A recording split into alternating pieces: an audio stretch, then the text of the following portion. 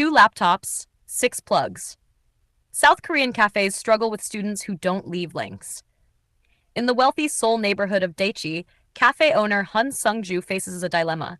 His cafe often attracts people known as kagongjok, mostly young South Koreans who study or work in coffee shops for hours, but some take it too far. Hyun recalls one customer who brought 2 laptops and a 6-port power strip to charge all their devices, occupying a seat for the entire day. Open quote. With Daiichi's high rents, it's hard to run a cafe if someone sits all day, he told the BBC. Close quote. The rise of kagongjok. The phenomenon has become widespread in South Korea, especially in student and office districts, far more dominant than in countries like the UK. This month, Starbucks Korea introduced new nationwide guidelines to curb extreme cases after seeing customers bring monitors, printers, even partitions, or leave belongings unattended for long periods. Staff will not force people out, but will give guidance when setups disrupt others. Students still flock to cafes. Despite the rules, many students continue to treat Starbucks as a study haven. An 18-year-old preparing for the university entrance exam said she spends nearly 11 hours a day at a branch.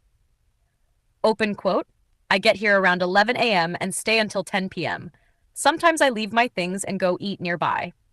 Close quote. During visits after the new rules took effect, the BBC saw fewer extreme setups, but still noticed laptops and books left on tables unattended. Divided opinions. Supporters welcome the rules, saying cafes should return to being social spaces and not silent study halls. Critics call it overreach, arguing Starbucks has abandoned its traditionally hands-off approach. Kagongjok culture has grown since 2010 alongside the boom in coffee chains. In the past 5 years alone, the number of cafes in South Korea has risen 48%, now approaching 100,000. A recent survey found 70% of Gen Z job seekers study in cafes at least once a week. Independent cafes respond differently. Hyun tolerates long stays if customers are respectful, even encouraging them to buy another drink. But in Jeonju, another cafe owner introduced a no-study zone after complaints about people occupying too much space. Now, those studying are limited to 2 hours, though casual coffee drinkers are not affected.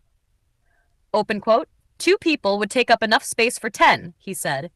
The rule prevents conflicts between customers.